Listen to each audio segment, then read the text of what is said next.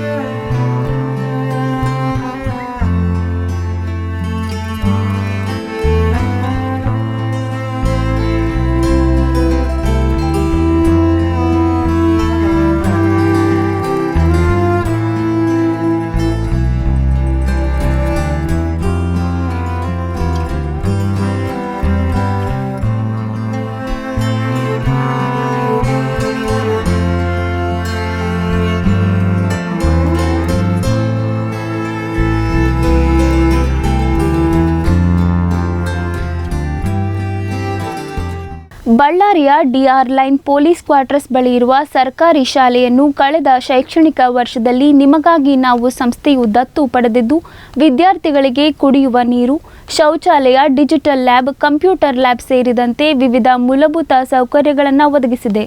ಇದು ಸಾರ್ವಜನಿಕರಿಗೆ ತಮ್ಮ ಮಕ್ಕಳನ್ನು ಸರ್ಕಾರಿ ಶಾಲೆಗೆ ಸೇರಿಸುವಂತೆ ಪ್ರೇರೇಪಿಸಿದ್ದು ಈ ಬಾರಿ ದಾಖಲಾತಿಗಳು ಹೆಚ್ಚಾಗಿವೆ ಎಂದು ತಿಳಿದು ಬಂದಿದೆ.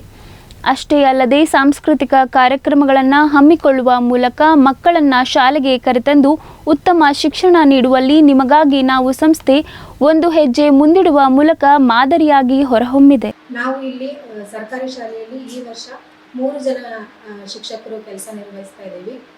ಈ ಸರ್ಕಾರಿ ಶಾಲೆ ಬಗ್ಗೆ ಹೇಳಬೇಕಂದ್ರೆ ನಾವು ಸರ್ಕಾರಿ ಶಾಲೆಯಲ್ಲಿ ಮಕ್ಕಳು ಸೇರಿದಾಗ ಅವ್ರ ಕಲಿಕೆಯ ಜೊತೆಗೆ ಸರ್ಕಾರಿ ಶಾಲೆಗಳ ಉಳಿವಿಗೆ ನಾವು ಹೆಚ್ಚು ಕೆಲಸ ಮಾಡ್ತಾ ಇದ್ದೀವಿ ಅಂತ ಹೇಳ್ಬೋದು.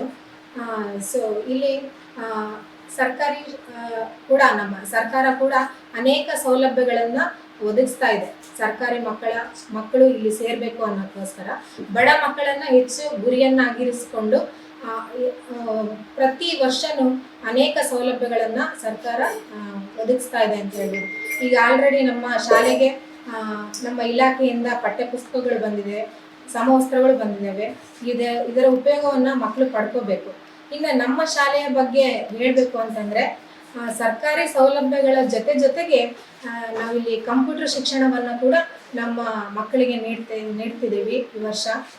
ಮತ್ತು ಡಿಜಿಟಲ್ ಆಗಿ ನಾವು TV ಮೂಲಕನೂ ಕೂಡ ಮಕ್ಕಳಿಗೆ ಪಾಠ ಬೋಧನೆಯನ್ನು ಮಾಡ್ತಿದ್ದೀವಿ.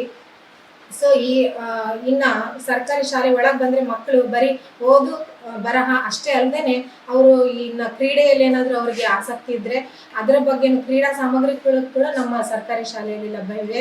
ಆಮೇಲೆ ಭೌತಿಕ ಸೌಲಭ್ಯಗಳು ಎಲ್ಲ ಹೆಣ್ಮಕ್ಳಿಗೆ ಸಪ್ರೇಟ್ ಆಗಿ, ಗಂಡು ಮಕ್ಕಳಿಗೆ ಸಪ್ರೇಟ್ ಆಗಿ ಶೌಚಾಲಯಗಳ ವ್ಯವಸ್ಥೆ ಕೂಡ ಇದೆ, ನೀರಿನ ವ್ಯವಸ್ಥೆ ಕೂಡ ಇದೆ. ಸೊ ಇದೆಲ್ಲವನ್ನ ಕೂಡ ಸರ್ಕಾರ ಒದಗಿಸಿದೆ. ನಾನು ಈಗ ಹೇಳಿದಾಗೆ ಕಂಪ್ಯೂಟರ್ ಶಿಕ್ಷಣ ಆಗಿರ್ಬೋದು ಮತ್ತು ಡಿಜಿಟಲ್ ಆಗಿರ್ಬೋದು, ಇದೆಲ್ಲದಕ್ಕೂ ಸಹಕಾರ ನೀಡಿರೋದು ನಮ್ಮ ಶಾಲೆಯನ್ನು ದತ್ತು ತೆಗೆದುಕೊಂಡಿರತಕ್ಕಂತಹ ನಿಮಗಾಗಿ ನಾವು ಸಂಸ್ಥೆ. ಅವರ ಒಂದು ಕಾರ್ಯನಿರ್ವಾಹಕರು ಸ್ವಯಂ ಸೇವಕರಾಗಿ ನಮ್ಮ ಶಾಲೆಗೆ ಬಂದು ತರಗತಿಗಳನ್ನು ಎಂಗೇಜ್ ಮಾಡ್ತಿದ್ದಾರೆ. ಲಾಸ್ಟ್ ಇಯರಿಂದನೂ ಕೂಡ ಇದು ಜಾರಿಗೆ ಬಂದಿದೆ. ಈ ವರ್ಷ ಯಾರ್ಯಾರೆಲ್ಲ ಸೇರ್ತಾರೆ ಅವರಿಗೂ ಕೂಡ ಕಂಪ್ಯೂಟರ್ ಶಿಕ್ಷಣವನ್ನು ಹೇಳಿಕೊಡಲಾಗುತ್ತೆ. ಜೊತೆಗೆ ಈ ವರ್ಷ ಇನ್ನೊಂದು ವಿಶೇಷತೆ ಏನಂತಂದ್ರೆ ನಮ್ಮ ಸರ್ಕಾರದಿಂದ 1ನೇ ತರಗತಿಗೆ ಇಂಗ್ಲಿಷ್ ಮಾಧ್ಯಮ ಶಿಕ್ಷಣ ಪ್ರಾರಂಭವಾಗಿದೆ. ಇದರ ಸದುಪಯೋಗವನ್ನು ಎಲ್ಲರೂ ಪಡ್ಕೋಬೇಕು. ಹಾಗೆಯೇ ಇದನ್ನ ಪ್ರಚಾರಕ್ಕಾಗಿ ನಾವು ಟೀಚರ್ಸ್ ಎಸ್ಪೆಷಲಿ ಎರಿಸ್ವಾಮಿ ಸರ್ ನಾವು ಕೆಲವೊಂದು ಏರಿಯಾಗಳಿಗೆ ಹೋಗಿದ್ವಿ. ಜೊತೆಗೆ ಮೇ 11ರಿಂದ ಸತತವಾಗಿ ನಿಮಗಾಗಿ ನಾವು ಸಂಸ್ಥೆಯ ತಂಡವಾಗಿ ಈ ಒಂದು ಶಾಲೆಯ ಸುತ್ತಮುತ್ತಲಿನ ಎಲ್ಲ ಏರಿಯಾಗಳಿಗೆ ಹೋಗಿ ಮಕ್ಕಳನ್ನು ಕರೆತರುವಂತಹ ಕೆಲಸವನ್ನು ಮಾಡ್ತಾ ಇದ್ದಾರೆ. ಅವರಿಗೆ ನಾನು ನಮ್ಮ ಶಿಕ್ಷಕರ ಪರವಾಗಿ ಹಾಗೂ ಎಲ್ಲರ ಪರವಾಗಿ ಧನ್ಯವಾದಗಳನ್ನು ಹೇಳಕ್ಕೆ ಇಷ್ಟಪಡ್ತೀನಿ. ಸರ್ಕಾರ ಶಾಲೆ ಉಳಿಲಿ ಅನ್ನೋದೊಂದೇ ಉದ್ದೇಶ. ಇವಾಗ ಚಳಿಗಾಲದಲ್ಲಿ ರೋಡ್ ಸೈಡ್ ಇರೋಂಥವ್ರಿಗೆಲ್ಲ ಬ್ಲ್ಯಾಂಕೆಟ್ಸ್ ಕೊಡ್ತಾ ಇದ್ದೀವಿ. ಬೇಸಿಗೆಕಾಲದಲ್ಲಿ ನೀರಿನ ಅರವಟಿಕೆಗಳನ್ನ ಕೊಡ್ತಾ ಇದ್ದೀವಿ. ಪ್ರಾಣಿ ಪಕ್ಷಿಗಳಿಗೆ ನೀರಿನ ಅರವಟಿಕೆಗಳನ್ನ ಇಡ್ತಾ ಇದ್ದೀವಿ.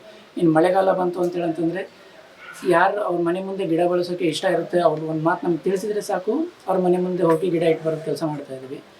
ಆಮೇಲೆ ವಿದ್ಯಾಭ್ಯಾಸಕ್ಕೆ ತೊಂದರೆ ಇದೆ ಅಂತಂದರೆ ನಮಗೇನಾದರೂ ಕರೆ ಮಾಡಿದರೆ ಅವ್ರಿಗೆ ವಿದ್ಯಾಭ್ಯಾಸಕ್ಕೆ ಅನುಕೂಲ ಆಗೋಂಥ ಕೆಲಸಗಳನ್ನ ನಮ್ಮ ಸಂಸ್ಥೆ ಕಡೆಯಿಂದ ಮಾಡ್ತಾಯಿದ್ದೆ. ಕರೋನಾ ಸಮಯದಲ್ಲಿ ಎಷ್ಟೊಂದು ಕರೆಗಳು ಬಂದವು, ಅಂದರೆ ವಿದ್ಯಾಭ್ಯಾಸಕ್ಕೆ ನಿಮ್ಗೆ ತೊಂದರೆ ಆಗ್ತಾಯಿದೆ, ನಮ್ಮ ಪೇರೆಂಟ್ಸ್ ಹಿಂಗಾಗಿದೆ, ಪೇರೆಂಟ್ಸ್ ಸಪೋರ್ಟ್ ಇಲ್ದಲೇ ಆಗಿದೆ ಅಂತಂದು ಅಂಥವ್ರಿಗೆಲ್ಲ ಸಪೋರ್ಟ್ ಮಾಡ್ತಾಯಿದ್ದೀವಿ. ಇದರಲ್ಲಿ ಇಂಥ ಯೋಜನೆಗಳು ಹಲವಾರಿದೆ. ಆ ಯೋಜನೆಗಳಲ್ಲಿ ಈ ಕನ್ನಡ ಶಾಲೆ ಉಳಿಬೇಕು ಬೆಳಿಬೇಕು ಅನ್ನೋದೊಂದು ಯೋಜನೆ ನಮ್ಮ ಸಂಸ್ಥೆದಾಗಿದೆ. ಆ ಕಾರಣವಾಗಿ ಈ ನಿಮಗಾಗಿ ನಾವು ಸಂಸ್ಥೆ ಕಡೆಯಿಂದ ARP ಲೈನ್ನಲ್ಲಿರುವಂಥ ಸರ್ಕಾರಿ ಶಾಲೆನ ದತ್ತು ತೆಗೆದುಕೊಂಡು ಇಲ್ಲಿ ನಮ್ಮ ಸಂಸ್ಥೆ ಕಡೆಯಿಂದ ಎಷ್ಟು ಮ್ಯಾಕ್ಸಿಮಮ್ ಆಗುತ್ತೋ ಅಷ್ಟು ಸಹಾಯ ಮಾಡ್ತಾಯಿದ್ದೀವಿ, ಸಪೋರ್ಟ್ ಮಾಡ್ತಾಯಿದ್ದೀವಿ. ಅದರಲ್ಲಿ ಒಂದು ಕಂಪ್ಯೂಟರ್ ಲ್ಯಾಬ್ ಆಯಿತು, ಡಿಜಿಟಲ್ ಕ್ಲಾಸ್ ರೂಮ್ ಆಯಿತು, ಆಮೇಲೆ ಲೈಬ್ರರಿ ಆಯಿತು.